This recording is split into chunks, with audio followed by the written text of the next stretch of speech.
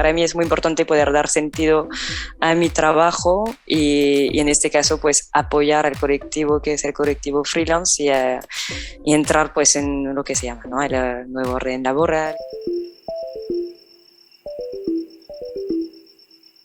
El invernadero de We The Root. Conversaciones inspiradoras para hacer crecer tus ideas. Con Beatriz Segura y Andrea Dos Anjos. Más sobre nosotras en wetherroot.com. Bueno, bienvenidos un día más a este podcast de We The Root. ¿Qué tal, Andrea? ¿Cómo estás? Muy bien, ¿tú qué tal? Muy bien, con muchas ganas de hablar con la invitada que traemos hoy. Algunas cifras de lo que vamos a hablar hoy es vamos a hablar con la representante de una comunidad que tiene más de 270.000 expertos freelance, más de 100 profesionales, más de 100 profesiones representadas del mundo digital y la consultoría, y es una comunidad que ya ha trabajado con 40.000 empresas que buscaban consultores independientes. Estas son solo algunas de las cifras de MAL, la comunidad de freelance más grande de Europa, y hoy tenemos el placer de contar con Luis Marlier, que es Team Leader Community en Malta, España. ¿Qué tal, Luis? ¿Cómo estás? Hola, ¿qué tal? Muy bien, muchísimas gracias por la invitación. Qué bien, gracias a ti por venir. Hacemos un poco de trampa porque hemos hablado con Luis antes de conectar en el podcast y nos está contando que no está pasando el calor que estamos pasando en Madrid, así que tenemos mucha envidia de dónde está Luis ahora, casi a las puertas de las vacaciones. Así que la pillamos ya a las puertas. Bueno, Luis, para presentar un poco su rol y su posición, Luis es una francesa de 30 años que se unió a MAL España en 2017. Con el fin de crear desde cero la mejor comunidad de freelance de España. Luis, inspirada por el mundo del emprendimiento y las nuevas maneras de trabajar, contribuyó a desarrollar una comunidad de más de 30.000 freelance en toda España y su gran reto es promocionar y fortalecer el freelancing en España, dando más valor a los trabajadores independientes y creando colaboraciones con otros actores del ecosistema. No sé si me he dejado algo, Luis, creo que bastante completa esa Sí, no, está bien.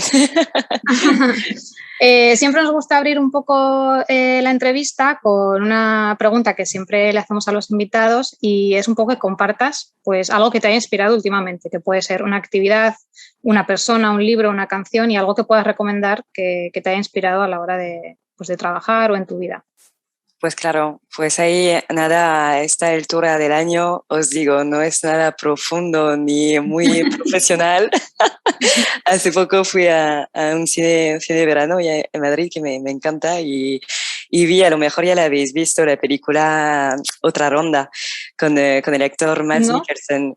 Bueno, que resumiendo y para no ir en muchos detalles, pues una historia de 4 amigos, que cada uno tiene su asunto, ¿no? Un poco la crisis de los 40 o más y bueno, deciden de validar una pseudo tesis científica que tomando X dosis de alcohol al día, pues tienes cierta ventaja, ¿no? Que tienes más confianza, más libre, etcétera, y pues que tu vida es mejor. Entonces, pues claro, se va un poco de la mano, no os voy a contar más, pero lo que me ha encantado de esta película es la última escena, que para mí fue espectacular, con Mads Mikkelsen y con una canción. La canción, ¿cómo se llama? Se llama What Life, de Scarlett Pleasure, y al final pues es una canción y también pues con esta escena que nos invita pues a celebrar la vida, sobre todo en estos momentos, perder el control, disfrutar, olvidarnos, ¿no? Y es en este momento estoy. Qué Así guay. que a poner la música, apuntamos. eso es. Y bueno, que va muy alineado con esto de lo que comentaba Bea, que ya estás a punto de salir de vacaciones y lo que decías que desconectarías totalmente, así que pues muy bien, sobre todo para esos momentos que previo a la vuelta también, que es súper necesario. Totalmente, y diría que no tenemos que esperar las vacaciones para disfrutar. Para integrar, ¿no? esto, ¿no? Sí, tal cual. Total. Bueno, para aquellos que nos estén escuchando y no conozcan sobre MAL, cuéntanos un poco, Luis, qué es MAL, dónde nace, cómo ha evolucionado, en qué punto está. Cuéntanos un poco, porque igual hay gente que no conoce la plataforma. Claro. Pues MAL nació ya hace casi 8 años, de la mano de Vincent y Hugo, dos franceses y dos emprendedores que querían revolucionar el mundo del freelancing. Respondían pues primero a una necesidad por parte de los clientes, cómo encontrar el talento freelance perfecto para mi proyecto, pero también trabajar en un entorno seguro. Y también para responder pues a la necesidad, por otro lado, del profesional freelance, cómo encontrar el proyecto ideal, cómo puedo poner en valor mi trabajo, trabajar en un entorno también seguro y garantizarme, pues, tener la tranquilidad de cobrar mis proyectos y a tiempo, sobre todo. Entonces, pues Malt ha ido desarrollando una solución para hacer el match perfecto entre las empresas y los profesionales freelance y ha ido pues desarrollando la solución que se adapta perfectamente a las pequeñas y medianas empresas, pero también a empresas más grandes. Y ahora estamos en Europa, estamos basados en Francia, en Alemania y en España, y estamos abriendo más mercados, porque hace poco levantamos 80 millones de euros para poder pues seguir creciendo y desarrollar pues el producto, tener la mejor tecnología para los freelance y para los clientes. Y bueno, ahora contamos con más de 260.000 freelance, como lo comentaste al principio, más de 40.000 clientes y 250 malters, que somos los empleados de Malta. Bueno, pues creo que sí, que queda bastante claro. Nosotras estamos dadas de alta en la plataforma, o sea que nosotros también sabemos muy bien cómo funciona y es verdad eso, que con el tiempo ha sido para nosotros ha sido una fuente principal también de negocio y hemos visto esa evolución también, ¿no? Esa inversión en tecnología para poder hacer mejor match entre nuestra posición como freelance y las empresas que buscan el talento. Así que muy guay eso, sí. Sí, y además también comentar que no solamente hemos usado la plataforma para traer negocios, sino también en los casos que hemos tenido que contratar algunos servicios, también Malta ha sido una excelente opción porque, bueno, por el montón de freelance también que están dados de alta en la plataforma. E incluso también comentaba con Bea hace unos días que hemos visto un poco el crecimiento de Malta aquí en España, que también es súper interesante crecer, o sea, entrar a una plataforma hace un par de años y luego ir bien creciendo con la plataforma, que eso es muy interesante y seguro que los que conocen Malta y nos están escuchando probablemente tengan esa misma experiencia. Y ahora un poco, Luis, queríamos comentar un poco sobre tu rol dentro de la organización y como ya sabes que eso se trata un poco de inspirar a las demás personas a encontrar nuevas formas de hacer las cosas, ¿qué te inspiró a ti a aplicar este rol y cómo fue esa historia de cómo entraste a Malta?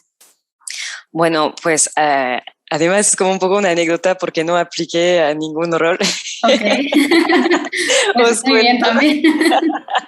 Sí, es que al final Malt no existía todavía en España. Conocí a Vincent, el cofundador, y yo estaba ya trabajando. Y al final estaba haciendo un rol de community builder sin saberlo. Trabajaba en un espacio tipo un café coworking donde tenía que desarrollar el proyecto, tener una comunidad y fidelizarla, etcétera, haciendo de todo, ¿no? Como se suele hacer en este tipo de rol. Y entonces pues conocí a Vincent ahí, luego me comentaba pues que iban a abrir en España, etcétera, conocí a otros miembros del equipo y una semana después, exagero, a lo mejor 2, estaba ya en el evento conferencia de los espacios de coworking de España, me dieron una camiseta, a la época era Hopwork, no se llamaba Malt, puff, y hablar de Malt. Y luego una semana después en París a hacer el onboarding y empecé así y como autónoma al final. Así que viví también los pasos de cómo estar de alta como autónoma, etcétera, estando sola las primeras semanas. Luego llegó el country manager y ya empezamos como los dos. Entonces, desde 0 no había nada, ni siquiera la empresa creada. Así que ahí empezó.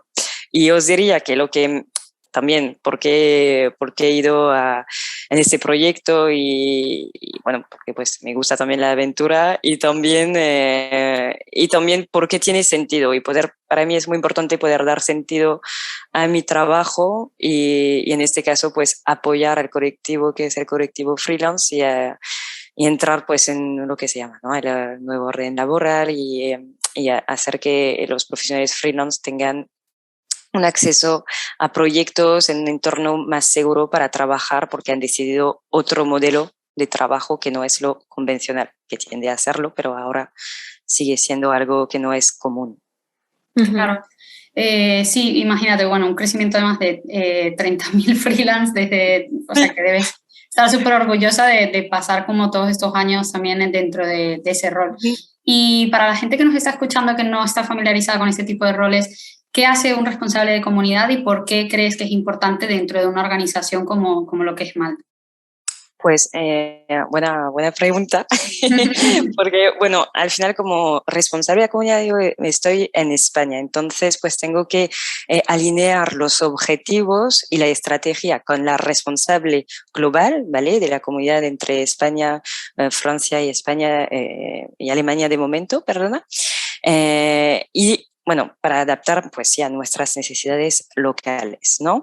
Y luego también con los diferentes stakeholders, los diferentes responsables de otros departamentos para poder llevar a cabo nuestros objetivos. Entonces, que es un rol muy importante porque al final y al cabo pues somos un poco la voz, ¿no? de la comunidad y sobre todo que la comunidad es el eje central de Malta, es ¿cómo decir? Pues sí, la esencia de la empresa. Entonces nosotros somos su voz y tenemos que asegurarnos pues que forme parte de la cultura de la empresa y garantizar que la mantenemos viva y que la hacemos crecer sobre todo. Claro. ¿Y qué acciones realizan en torno a esa escucha de los miembros, por ejemplo, aquí en España? Y también entendiendo que están en Francia y en Alemania, ¿qué retos identificas en España con respecto al rol que quizás es diferente en Alemania o España o Francia?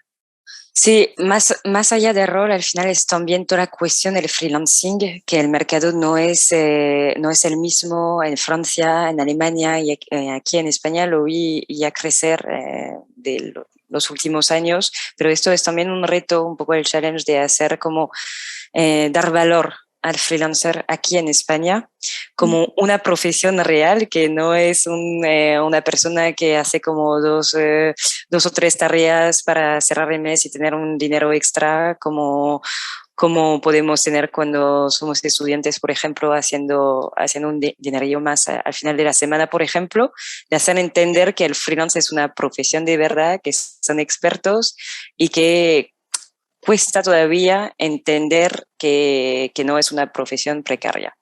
Entonces, esto es un gran reto y dentro pues, de mi objetivo principal es seguir construyendo la comunidad y fortalecer esta comunidad aquí en España para también garantizar la mejor experiencia de los freelance dentro de la plataforma, desde que ellos pues, se conectan, que crean su perfil, hasta que tengan un proyecto y hasta ser usuarios recurrentes como vosotras, ¿no? y bueno, sí, esto es nuestro reto, la verdad, aquí en comparación pues, con los otros países. Ya, claro. Esa profesión, un poco la profesión de Community Organizing, no está muy entendida aquí en España y a lo mejor porque no es una profesión que todavía ha entrado como una profesión normal, por así decirlo, como en otros países donde ya se buscan estas posiciones con nombres y apellidos, como puede ser Inglaterra, y mucha gente a lo mejor puede estar preguntándose, bueno, ¿cómo este perfil o cómo reportas o cómo mides los resultados de un community organizer, ¿no? O sea, ¿qué resultados tienes que reportar, digamos, llevados a la empresa, ¿no? Porque al final es una profesión, perdona que te interrumpa, que demanda mucho también de soft skills, pero tienes que medirlo y tienes que reportar de alguna manera, ¿no? Entonces, ¿cómo hacéis desde Malta? ¿Cómo haces tú desde tu posición para poder aterrizar esos resultados? Y sobre todo al inicio, para complementar allí eso, sobre todo al inicio, cuando se está creando la comunidad, ¿sabes? Porque ahora, bueno, ya tiene un largo recorrido, pero al inicio también, ¿qué indicadores usabas y cuál es la diferencia de esos con respecto a ahora? Pues no, muy, muy importante esta pregunta y lo que has dicho también antes, Bea, que es es una profesión muy nueva aquí en Europa, no solo en España, pero también en Francia, en Alemania. Y estoy, por ejemplo, ahora estamos buscando a un community builder. Hola, para Malta. Tenemos la petición por aquí también. y está costando porque no existe y es complicado encontrar pues a personas que hayan tenido experiencia más allá pues de la profesión de community developer en un espacio de coworking, por ejemplo, o hasta a veces no se entiende como una profesión porque hay personas también que hacen de manera voluntaria, digamos, es como esta función, por ejemplo, animando meetup, etcétera. Entonces tiende como a confundir que es una profesión de verdad, ¿no? Que se merece un salario, etcétera, ¿no? Entonces, para poder también demostrar el valor del community builder y de la comunidad, es súper importante tener KPIs, tener estas métricas para poder pues hacer el seguimiento y demostrar que lo que vale efectivamente. Entonces, al final y al cabo, no hay muchísima diferencia, pero bueno, la principal diferencia que vamos a tener desde los inicios hasta ahora, después de un recorrido de 3-4 años, es que aunque seguimos muy enfocados en este asunto, antes pues mucho más la adquisición de los profesionales freelance para empezar y menos la retención, fidelización, ¿no? Al principio sobre todo. Y es verdad que ahora sí, mucho más medir pues esta retención de usuario sí que es importante y que se puede medir, que es lo que al principio no se podía. Entonces, importante son los nuevos usuarios, nuevos clientes, si queremos hablarlo así, de nuevos freelance, por ejemplo, en nuestro caso, quién es activo o no, porque esto es también un indicador muy importante, muy bonito tener a 30.000 personas, pero si hay 2 activos, pues no sabemos hasta qué punto es interesante. Luego tener también los KPIs de retención, como os decía, a ver cómo se puede medir en nuestro caso, se puede medir en función de cuántos proyectos los freelance están haciendo, cuántos repiten, si están haciendo, por ejemplo, más del 50% de sus proyectos en Malt, que tienen el 50% o más de sus ingresos a través de la plataforma, si acceden a ser Supermalter, que es al final un programa de fidelización dentro de la plataforma, cuántos hay. Y luego también tenemos toda la parte de los eventos que nos van a permitir bien a hacer adquisición, pero también a fidelizar nuestra comunidad. Entonces, ¿cuántos se registran? ¿Cuántos participan? ¿Cuánto repiten? Estos son indicadores muy importantes. Y tenemos también algo que medimos nosotros dentro de Malt, la actividad de la comunidad, que son los puntos de contactos con nuestra comunidad, que es los onboarding, sobre todo al principio cuando el freelance se crea el perfil. Y ahí también en el momento, en la etapa de crear la comunidad, es súper importante dar la bienvenida, explicar cómo funcionamos, enseñar que hay un equipo detrás, lo que no se suele hacer con plataformas online, ¿no? Esto sería, lo mejor se me olvida unos, pero son los principales. Sí, pero está súper bien porque eso, el mensaje también es que para que este tipo de comunidades funcione hay que analizar constantemente e ir optimizando según esas métricas que allí coincidimos totalmente. Y ya que comentabas que buscaban un community builder, queríamos también saber un poco cómo ha sido ese crecimiento del equipo dentro de la comunidad. O sea, al principio era solo tú la encargada de la comunidad y ahora entendemos que cuentas con un equipo, incluso están buscando a alguien. ¿Y cómo funciona? ¿Cómo se organizan? Y sí, cuéntanos un poco sobre eso.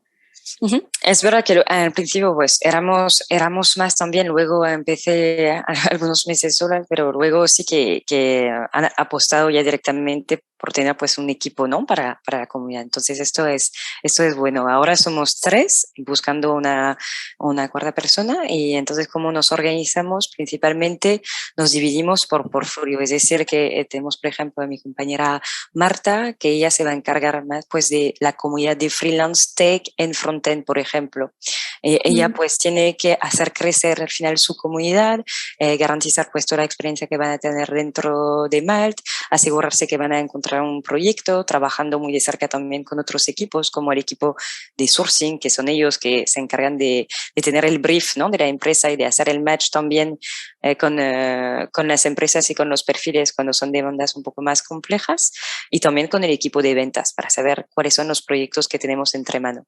Y en su caso, y al final, pues como hemos visto y como somos todavía un equipo pequeño, hacemos un poco de todo, ¿vale? Que entonces, en el caso, por ejemplo, de Marta, ella se va a encargar también en coordinar sobre todo y asegurarse que vamos a lograr nuestros eventos, su organización, montarlos para la comunidad o hacer alianzas con Meetup, por ejemplo, con otros partners para organizar y montar estos eventos. Entonces ahí sí que nos dividimos, sobre todo sí por portfolio y luego en función también de dónde nos sentimos más cómodos, hasta dónde queremos crecer, porque estamos también en esta etapa ahora en Malt, podemos un poco elegir hasta dónde quiero ir, ¿no? Dónde quiero crecer, si más bien por un lado comunicación, eventos, o más bien business, por ejemplo, si como Magda, que es mi otra compañera, que ella se va a encargar de desarrollar todo un programa de acompañar los freelance que ya están en las empresas. Por ejemplo, imaginamos una empresa como Sanofi, por ejemplo, que puede tener de 60 o 200 freelance, pues de garantizar la experiencia de estos freelance que no conocían Malt y llevar a cabo todo este proyecto. Entonces, un poco en función de nuestros gustos y donde somos mejores. Sí. Para cerrar un poco esta primera parte sobre community organizing y sobre el rol que desempeñas, que nos parece súper interesante, no solamente los resultados, sino también ver como todo el proceso, sobre todo entender que justo en la gestión de comunidad se ve mucho esto a largo plazo, o sea, que no son resultados inmediatos y bueno, que nos parece súper interesante. Iremos tomando notas también para a final del episodio dar algunas ideas finales. Y ahora entrando un poco en la parte de freelancing, retomando esa parte que comentabas al inicio, lo queríamos comentar como de tomar la decisión de ser freelance versus la decisión de ser empleado por cuenta ajena. Tampoco para dar como un mensaje negativo sobre las personas que están por cuenta ajena, sino más bien para que se sepa que hay diferentes opciones y que depende de cada quien pues elegirlo, que eso es donde radica un poco la libertad de cada uno. Entonces, un poco a finales del año sacasteis el informe del panorama freelance en Europa 2021 junto a Boston Consulting Group y hacían una radiografía del estado del freelancing en Europa y algunos datos de este estudio, lo comentamos y ya profundizarás tú también. Uno, el freelancing no es una moda, es una realidad, está aquí, está muy presente. No todos los freelance son millennials, más bien todo lo contrario, hay de diferentes segmentos. En Europa los freelance son en su mayoría hombres, 65%, con una media de 40 años y altamente cualificados, más de 75% tienen un título de educación superior de 3 años. Bueno, a mí es que flipé un poco con este dato porque no me lo esperaba, la verdad. ¿Y cómo percibes el estado actual del freelancing en España de acuerdo pues, a este informe y a todo lo que constantemente están analizando? ¿Y qué crees que inspira o motiva a una persona a ser freelance, a tomar la decisión de ser freelance viniendo de trabajar por cuenta ajena o saliendo de la universidad inclusive? ¿Qué crees que inspira o motiva a esas personas? Pues justo lo has dicho, ¿no? También esto es el poder de elegir, que es también nuestro lema en Malt, es dar esta elección pues a las personas de saber pues si prefieres trabajar por proyectos, por tu cuenta o trabajar por cuenta ajena, por supuesto. Y de lo que vemos y de las entrevistas y como conocemos y estamos constantemente hablando con los profesionales freelance para responder a la pregunta de por qué dar el salto a pesar de la dificultad, porque no es un camino fácil emprender y lanzarse como freelance aquí en España, que puede ser que sea más fácil en otros países. Desconozco las normativas, ¿no?, de todos los países, pero aquí sé que necesitamos más apoyo, ¿no? Para que el camino sea más fácil, digamos. Pues a pesar de todo es la libertad, ¿no?, de poder elegir con quién voy a trabajar, con qué tipo de proyectos qué tipo de proyectos voy a desarrollar, por ejemplo, si voy a estar acompañado o no, en vuestro caso, por ejemplo, de un compañero de viaje como autónoma, como autónomo, de poder saber desde dónde trabajar, si trabajo desde casa, si trabajo en remoto, desde otra ciudad o voy a la oficina del cliente, que este poder de elegir y también de manejar y gestionar su tiempo es muy importante. Y luego, dependiendo pues de un poco de la experiencia que tienes, ahí también no lo vamos a esconder, ¿no? Que es el tema del dinero, que te puedes como ganar más dinero siendo freelance, todo depende. Hay personas que lo pueden validar y no digo que sea el caso para todo el mundo, pero también es el objetivo, ¿no? De poder tener un salario mayor que trabajando por cuenta ajena. Sí, porque al final tú decides un poco el precio bueno, un poco no, decides el precio de la hora y el valor y de ese trabajo, sí que como freelance. Sí, efectivamente. Y también, por decirte, pues, en España, desde hace ya 4 años que estoy en la comunidad y he visto ya un cambio. Es decir, seguimos teniendo a muchas personas que están probando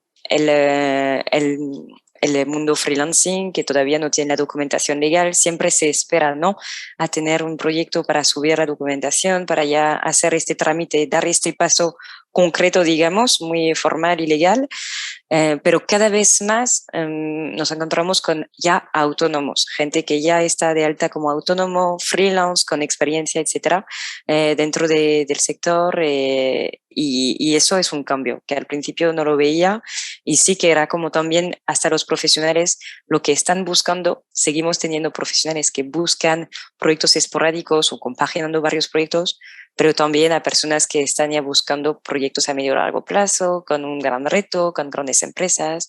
Y esto es algo que no se veía tanto antes, que al final como freelance puedes trabajar en proyectos potentes, ¿no? Claro. Sí, totalmente.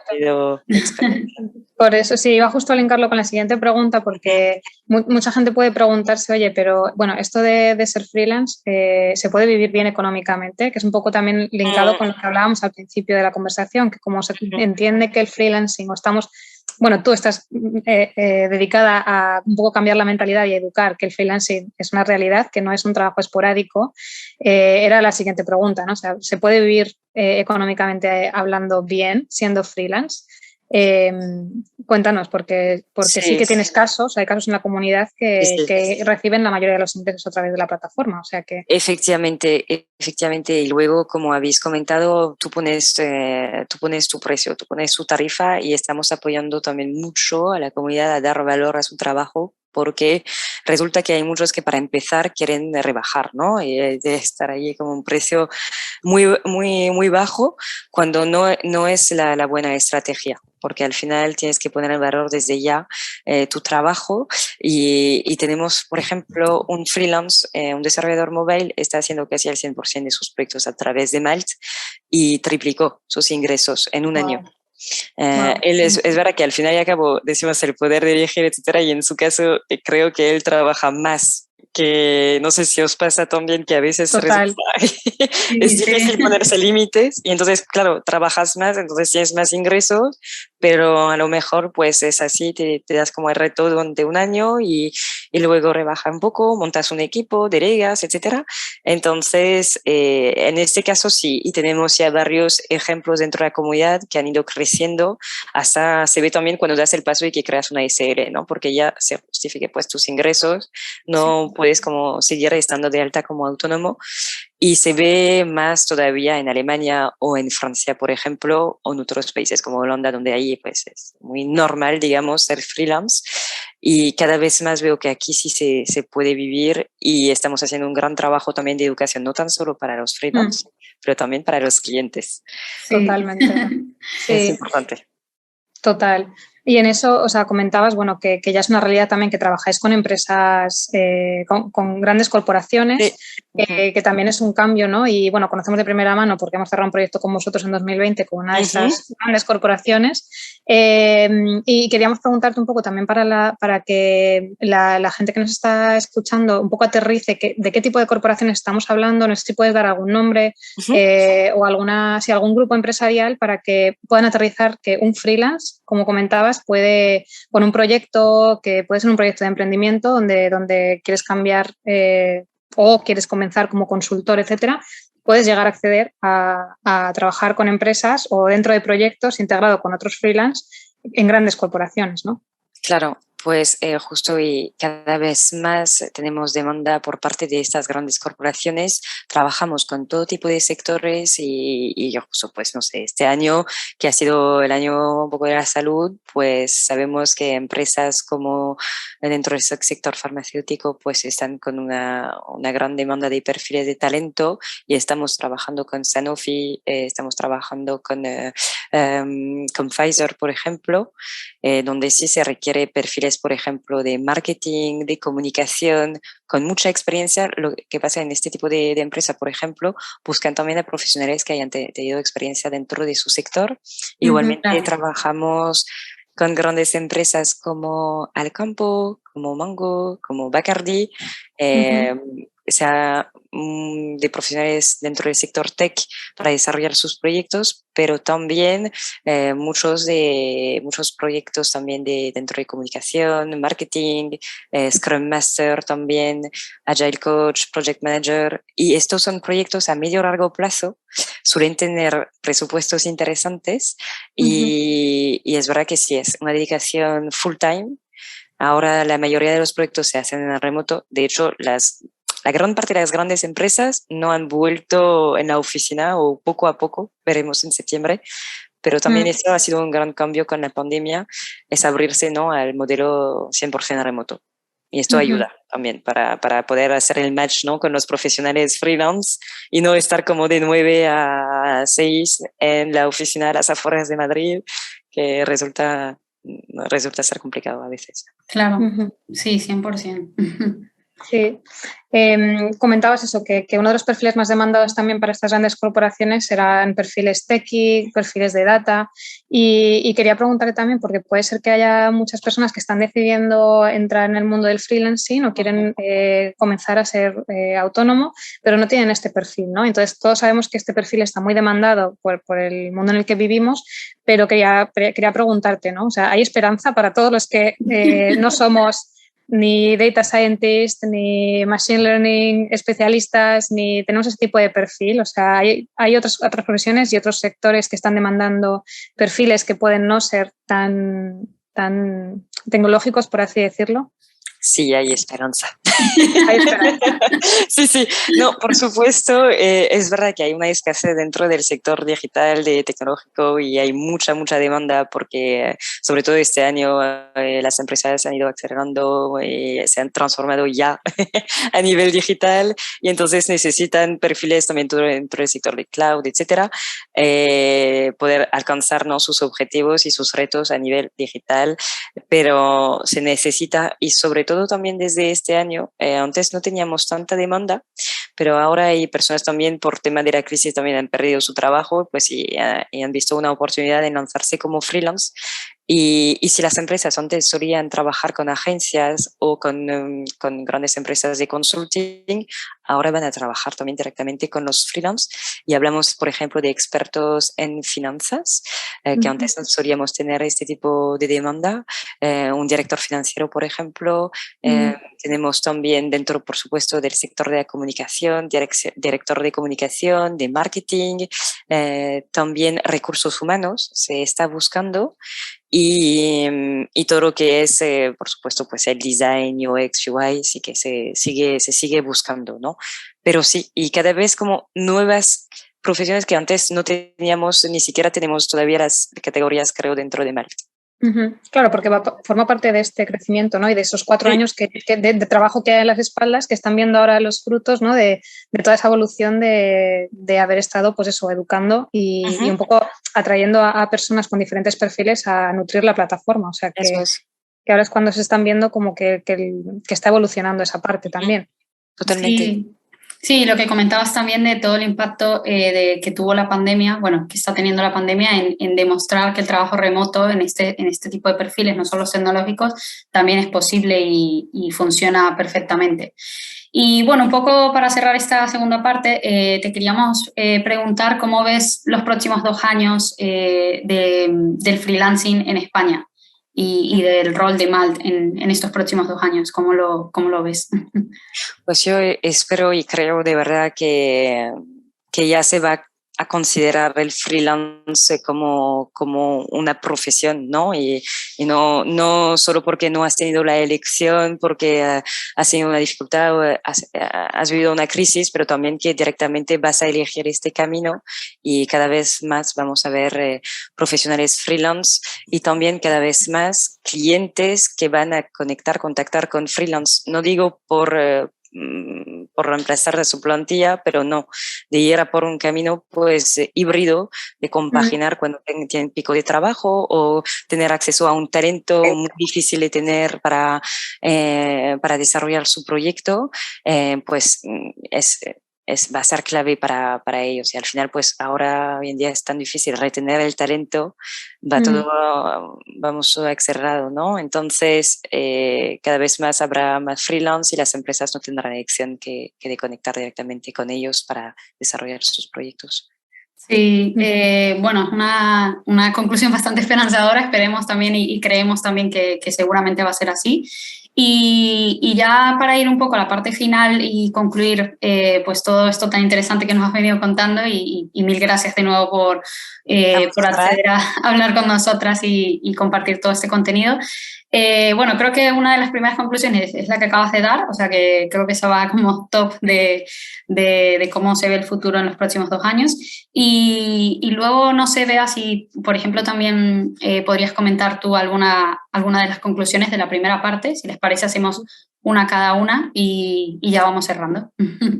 Sí, yo creo que una conclusión muy importante que has comentado, Luis, es la necesidad de medir, ¿no? De medir el rol de community organizing y estar constantemente un poco tomando esas métricas para ver qué paso dar después, ¿no? Para también un poco coordinarte y tenerlas como referencia con otros equipos, porque al final es un rol que también está muy relacionado con otras áreas de la empresa, en tu caso con otras áreas de la empresa en otros países, entonces es muy importante que estén alineadas esas métricas y que siempre se vayan revisando y alineando con nuestros perfiles y las otras personas que trabajan muy, muy estrechamente con la comunidad de freelance. Entonces yo creo que esa es mi conclusión, ¿no? Que medir siempre es importante y te va a dar mucha visibilidad sobre cómo lo estás haciendo.